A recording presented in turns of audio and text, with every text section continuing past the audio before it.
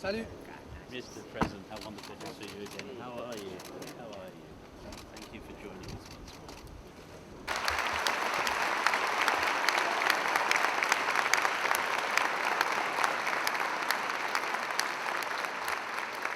Mr. President, as you know well, through much of its history, Ireland has been no stranger to conflict, but at the same time has amply demonstrated its vocation for peace and its capacities for resilience, both at home and abroad. And we are particularly pleased, therefore, that you visit us today, Mr. President, as our conference focuses on employment and decent work for peace and for resilience.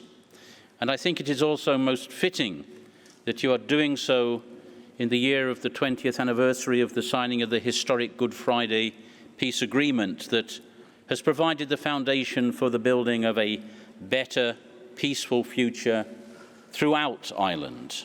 Expanding economic opportunities, ensuring the recognition of fundamental social and economic rights, advocating, advancing and achieving decent work, facilitating social dialogue between workers, employers and civic organisations are critical components of recovery from conflict and the prevention of any return to war.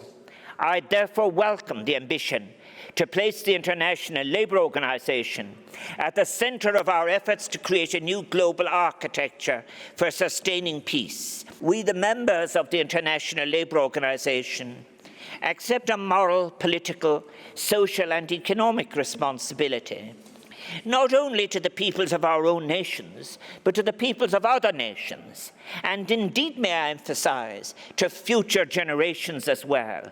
For there can be no social justice that is not unlimited, no peace that is not universal, and no solidarity that is not open to all. The labour share of gross national income has been declining in most countries since 1980. When we speak of labour, and of the fruits of labour, and of the distribution and gains and losses of globalisation, the question that work poses is a fundamental question. For if the overwhelming gains of globalisation accrue only to the few and are predicted to continue for the few, and the losses imposed and pushed down upon the many, really can we envision a peaceful world? Above all, on a day in which we speak of conflict and peace building, I would like to commend the commitment for an end, not in a decade's time, but now, to violence and harassment against women in the workplace.